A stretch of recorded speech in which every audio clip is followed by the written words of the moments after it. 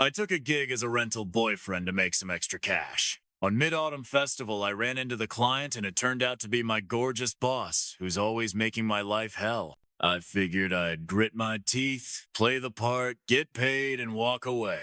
I never imagined she'd drag me back to her hometown to meet the family. Even crazier, someone had messed with the marriage bed. I went out that night to work as a rental boyfriend. When we met, the client turned out to be my messed up, beautiful boss. For the money, I played along, but I didn't expect her to be serious. If this isn't forcing things, what is? On Mid-Autumn, I showed up for the side gig at Platform 6. Bad luck, there stood Jennifer Delaney, all dolled up and unbearably stunning. She wore a white dress, graceful like a daffodil, and it made me want to grind my teeth. Just yesterday, she docked my holiday pay 2,000 yuan because I killed the office goldfish. If it weren't for that, I wouldn't be out doing odd jobs on a festival night. I used to be head over heels for her. Now, I couldn't despise her more. What rotten luck to end up in the same car with her. She spotted me from across the platform, then looked away like she was uncomfortable. Guilty conscience, huh? Since she wouldn't look at me, I didn't bother saying hi. Then my client called, "Where are you?" I froze and turned to Jennifer. She noticed and whipped her head around, surprised. It was her on that dating app she goes by, Honey Snowfox. I awkwardly answered, "Jennifer! Jennifer! It's you! Money's hard to earn and this gig is gross, but whatever." Jennifer's face was a whole mess of emotions. She nodded awkwardly and hung up. There we were, standing face to face, totally at a loss. In our private chat yesterday, she used a profile pic and I used my real photo. She even told my picture, "Big brother is so handsome, just like someone I like." Too bad the other person's kind of a dummy. Wait, would she actually make a move on me? Did she dock my pay just to get my attention? What a twisted vixen. I tried to break the awkwardness and glanced at her. Her ears flushed red. She caught me looking and her whole face went bright. Seriously? The same woman who's always so vicious, suddenly playing innocent? Seeing her shy made my heart pound and I blurted out, "You look really pretty today, going home for a blind date?" Jennifer froze, embarrassingly. Yeah, meeting someone. God. What a world. The boyfriend fee and the holiday money are exactly the same. What a coincidence. I thought about the $2,000 she'd swindled from me and wanted to eat her alive. Jennifer muttered defensively, "Yeah, turns out a boyfriend's worth as much as a goldfish." The boss really splurges buying such an expensive goldfish. I stopped myself from slapping her. Still, I had to swallow my pride for those 2,000 yuan. The train arrived and I got in with Jennifer. She was desperate to get married. She'd booked a fancy soft sleeper with 2 beds. I'm a rental boyfriend, not a rental gigolo! Suddenly, I worried she might try to claim me. We walked into the compartment and I was speechless. Jennifer put her luggage down and, avoiding my eyes, said, "Come in." I hesitated. Then she shot me a disdainful look. "You scared I'll force you?" She grabbed a little camisole and went into the bathroom. I had no choice but to step in stiff as a board, trembling. I put my bag down, pulled my coat tight, and lay on the bed wide awake. The more I thought about it, the weirder it got. I was scared I'd lose money and dignity both. Sure enough, Jennifer came out of the bathroom in different clothes. Off went the long dress, on went a short satin nightie. Why are you changing? I snapped upright, danger looming. Jennifer looked startled and clutched her chest. "What are you thinking? What are you doing?" she said. "I'm going to nap. Why are you so worked up?" "What am I worked up about?" She made it sound like I was about to take advantage of her. I tightened my coat and refused to give her any opening. Then she pointed to the seam on the floor. "Don't cross the line or I'll dock your pay." "Fine," I grunted. This woman was impossible. I wouldn't look at her. I turned away and pretended to nap while scrolling my phone. Jennifer pulled the blanket over herself, but wasn't asleep. She was on her phone. After a while, I heard a video playing from it. How to seduce younger men. Snap, her phone slipped out of her hand. I looked up and saw her bending to pick it up. Her neck was flushed, bright red, and her nightie trembled at the chest. I felt like I was on fire. A gentleman doesn't stand under a dangerous wall. I grabbed a pack of cigarettes and bolted for the doorway. "I'm going out for a smoke," I told myself. Standing by the vent, I chain-smoked 2 ciggies, but my heart wouldn't calm down, thinking about Jennifer. She used to be a demon to me. Now this whole situation was absurd. Damn if she'd been bullying me on purpose. She had no idea what was coming. I was half convinced I'd stand by that vent until the train stopped when a shriek cut through the car Jennifer's cry. I turned and saw a drunk guy reeking of alcohol leaning against our compartment door, snarling like a pest. You opened the door for me dressed like that. You asking for it, aren't you? I saw Jennifer trapped inside. She gave me a tiny, pleading look and mouthed, "Luke." My blood boiled. Who the hell did he think he was? I grabbed the drunk by the collar and kicked him clear across the aisle. Jennifer dashed behind me, clutching her little blanket. In that moment, I snapped into full-on protector mode and told the drunk coolly, "Get the hell out." He staggered to his feet, babbling and stumbling away. I stepped forward, feeling huge, and the guy bolted. Heads peeked out from nearby compartments, and I could feel their admiring looks. A cool pressure on my arm, Jennifer's hand. She tugged me and whispered, "Let's go back." She invited me in?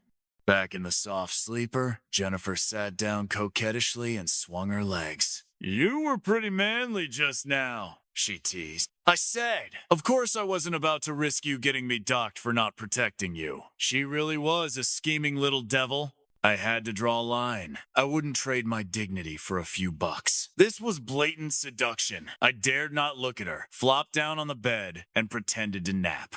I sneaked a glance at Jennifer. Her face had gone a little green. The drunk had said she'd open the door herself. Did she think it was my doing? Jennifer's temper only worsened. She kept that stormy face the whole way, like I owed her money. Fine by me, at least. It killed any chance of her getting funny ideas. The moment we stepped into her house, though, I froze.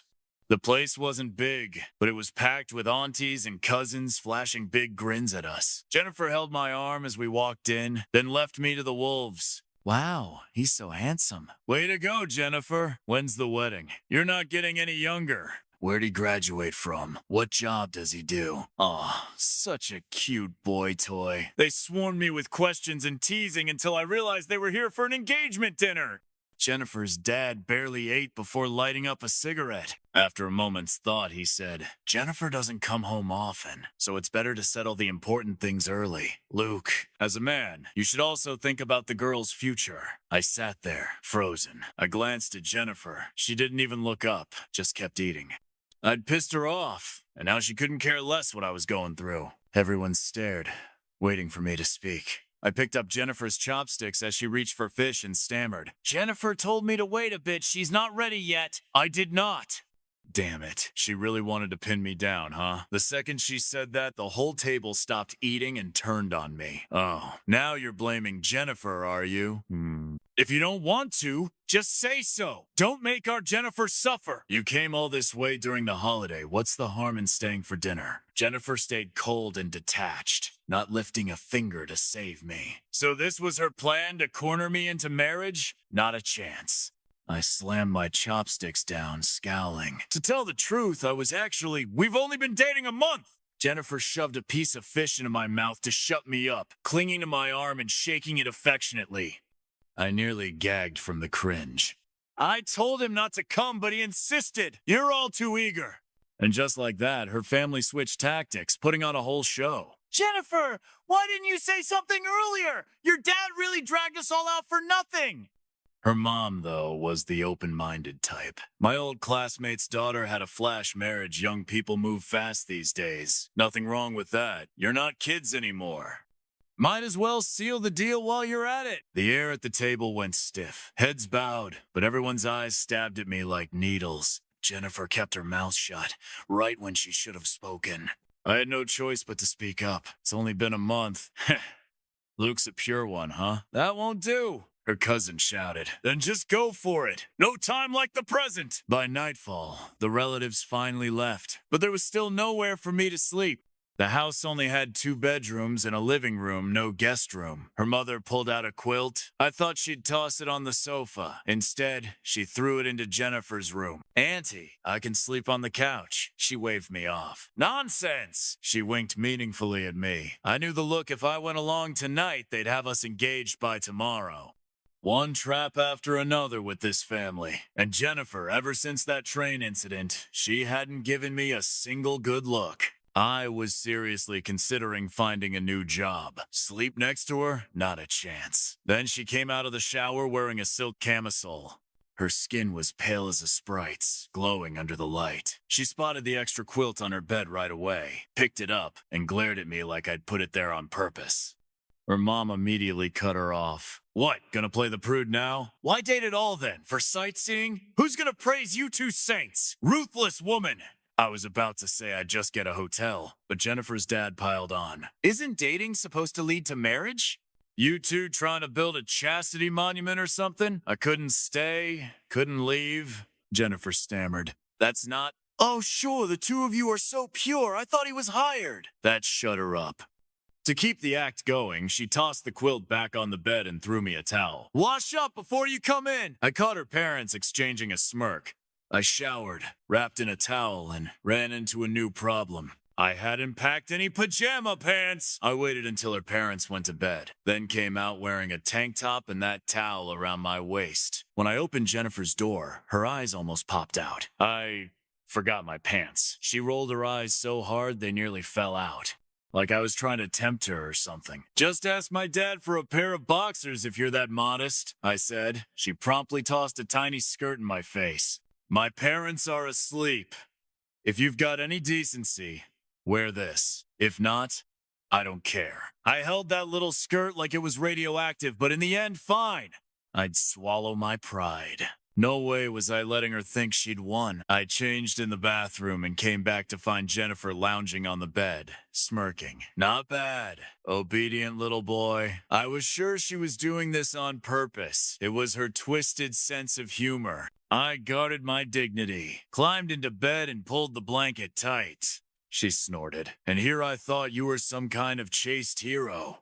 You got that right. I cocooned myself so tightly she couldn't get any satisfaction out of it. Please, she muttered, as if I'd want to look at you. Was that jealousy I heard? Didn't matter. I drifted off half asleep. Then suddenly, something pressed down on my stomach. I reached out. It was soft and silky. My heart jolted. Jennifer's leg! Before I could even open my eyes, she kicked right where it hurt most. I nearly folded in half.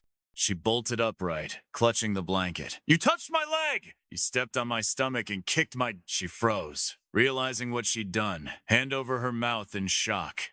I was convinced she'd done it on purpose. You okay? She asked. Your face is white. If I'm not okay, you're paying for it. I was done. If anything happened to me, how was she gonna compensate me? Jennifer stammered. Fine, I'll pay. You'd better not be faking.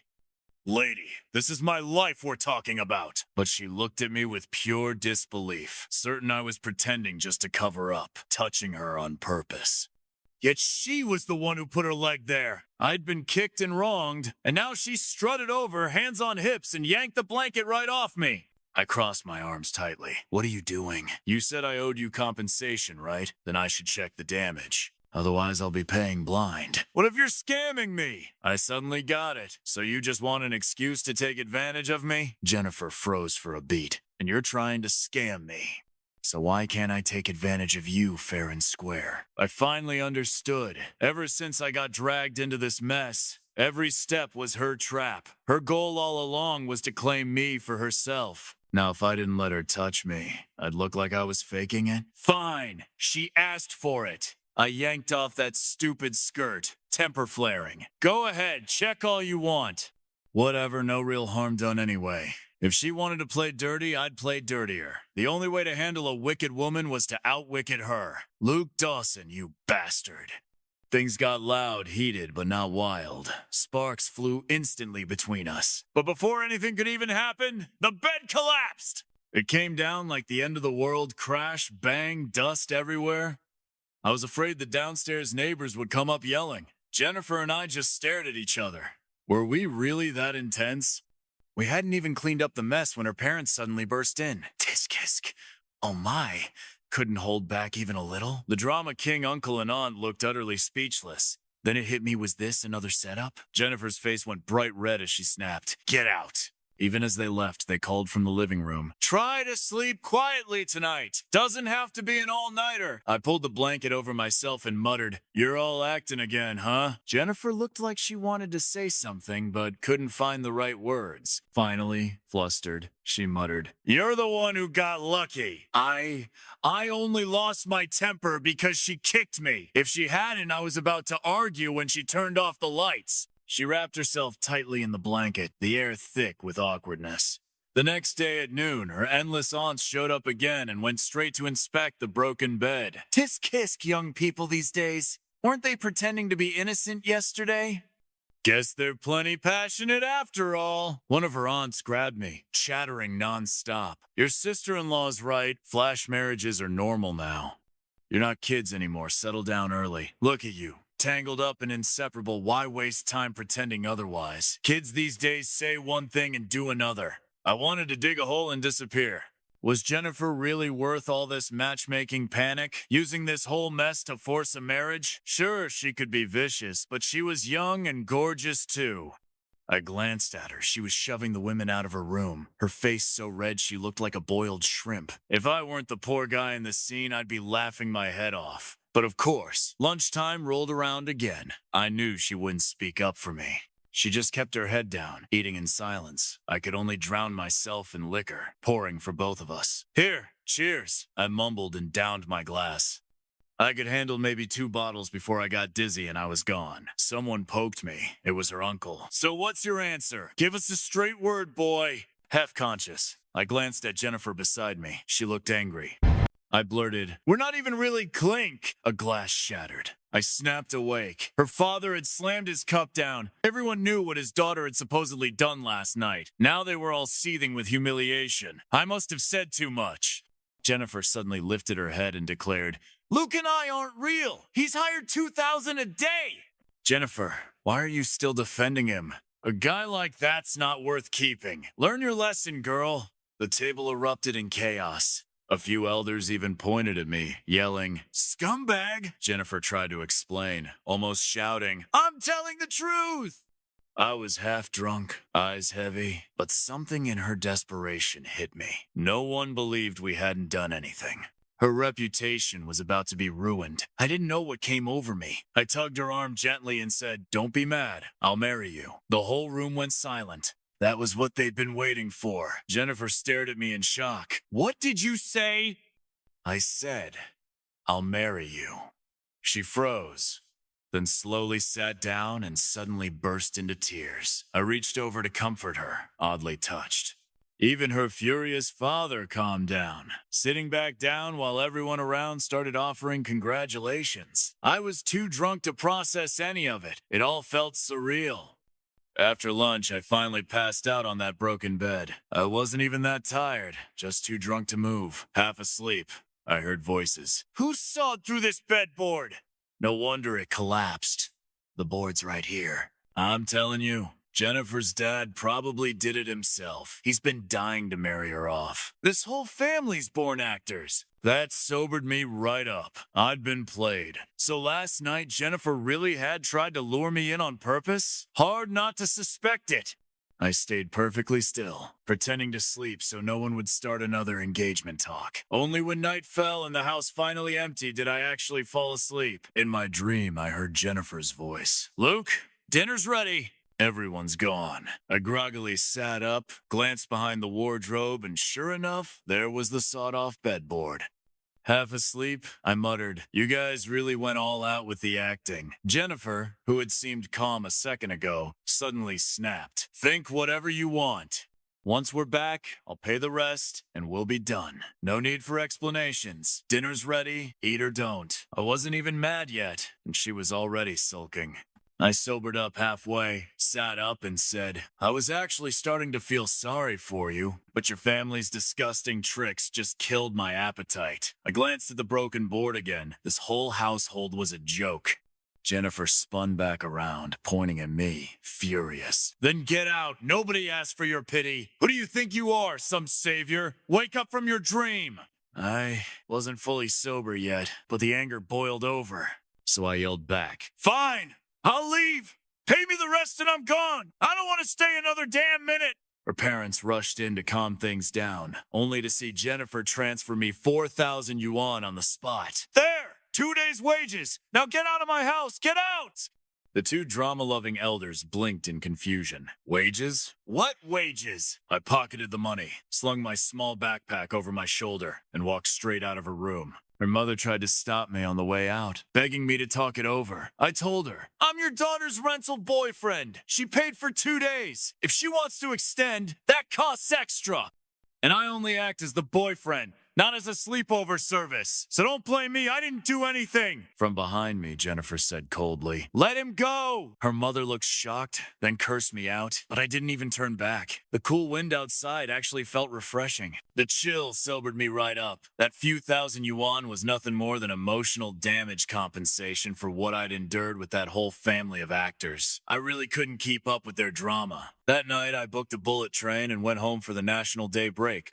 On my first day back at work, I got an email from Jennifer firing me for personal misconduct. I stormed straight into her office, slammed my hands on her desk, and shouted, what's your problem, lady? Taking personal revenge fun for you? Jennifer calmly turned her laptop around, showing me a spreadsheet. Company's new rule, she said coolly. Anyone who causes a loss of 2,000 yuan or more gets terminated. The new rule doesn't apply retroactively. But your last month's pay is processed this month, she replied smoothly. I knew she was doing it on purpose. I held up my phone. I'm guessing if everyone found out Miss Jennifer here spends her nights flirting on a dating app, it'd be quite the show, huh? Flirting? Jennifer's composure cracked. I mimicked her tone. Wow, handsome guy, looks just like someone I like. Luke? Oh, right. Didn't we also break a bed together? Talk about explosive news. Jennifer sighed in defeat and sank back into her chair. What do you want? Come on, lady. You know how hard it is to make a living. Why make it harder for each other? She closed her eyes and snapped. Get out! But seeing that she couldn't actually do anything to me made me feel a whole lot better. I went back to my desk like nothing happened. Not even an hour later, HR came by. You've been reassigned, she said. Pack up and move to Jennifer's office. What? You're her new assistant now. Your desk's in her office. The whole office buzzed with whispers. Everyone was dying to know what was going on. I realized Jennifer's plan. She wanted to disgust me into quitting. Fine, let's see who lasts longer. I moved into her office, sitting directly across from her. She made me fetch tea, print files, run errands, doing everything she could to get under my skin. I retaliated, spilled water on her keyboard, accidentally kicked out the internet cable. Neither of us held back. She couldn't touch me anyway, not with the dirt I had on her. That night, Jennifer forced me to work overtime. By 11, the whole building was dark except for our office. She didn't look the slightest bit ready to leave. The report she wanted couldn't possibly be finished tonight. I knew she was just using it to wear me down. So I slacked off on purpose. Suddenly, Jennifer leaned back, shot me a glare, and left the room with her water cup. 2 minutes later, the lights went out. Then came a scream from outside, sharp, terrified. Luke, I'm scared. Her trembling voice triggered my stupid protective instinct. This woman only ever acted delicate in moments like this.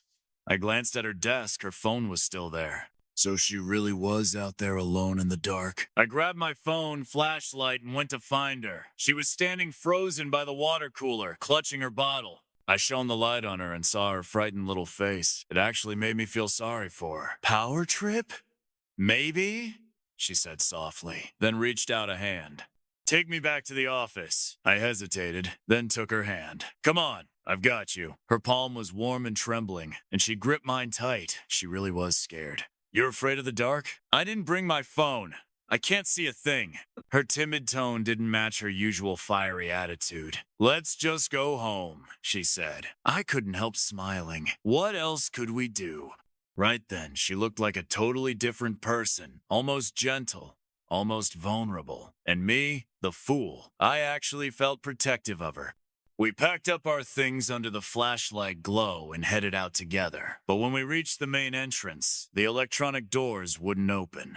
I pulled out my phone to call the front desk, only to find a text I'd missed. Power maintenance tonight. Please leave the building before 8 p.m. Perfect. I showed it to Jennifer. She immediately tried calling the front desk, but no one picked up. Everyone had gone home. I slumped to the floor. Seriously, why did you make me stay overtime? Jennifer leaned beside me. The boss wanted to see how you perform. The boss wanted to see me? You really think I make the company rules? You think I was the one who docked your 2000? You just hate me, so you blame me for everything. Didn't expect you'd actually been trying to help me. Jennifer hesitated. Did you think that bed thing was my doing? Huh? I'd tried hard to forget that embarrassing night. Now she mentioned it, and my ears burned. Thank God it was pitch black. It's all over, I muttered. I really didn't know I'd never do something like that. I just needed someone to play the part and keep my family off my back. Jennifer was explaining fast, as if desperate to distance herself from her matchmaking-obsessed family. I regret it now, she said. If you don't like someone, just say it. Would have saved everyone the trouble. For some reason, her words stung. I asked quietly. Then, you said I looked like someone you liked. She made a tiny, sound, clearly flustered. Yeah, that person's long gone. So it wasn't me? I couldn't help pressing. If it weren't for that broken bed, enough! She snapped. Once I agreed, I wasn't planning to back out. More than once I'd thought if she just had a softer temper, even a little. She brushed her fingers against my hand. I pulled her into my arms. A few days later, I was transferred out of her department. Since we were technically family now, we couldn't stay in a supervisor-subordinate relationship. The day before our wedding, we went around handing out wedding candies. When we reached the front desk, the receptionist grinned. No wonder that morning I found you two half-dressed on the office floor. I knew something was up. I stuffed his mouth full of candy. When I packed up my desk, I realized my work hard drive was missing. I searched everywhere and finally checked the security footage from the day I'd moved into Jennifer's office. The video showed me and her sleeping on the floor that whole night.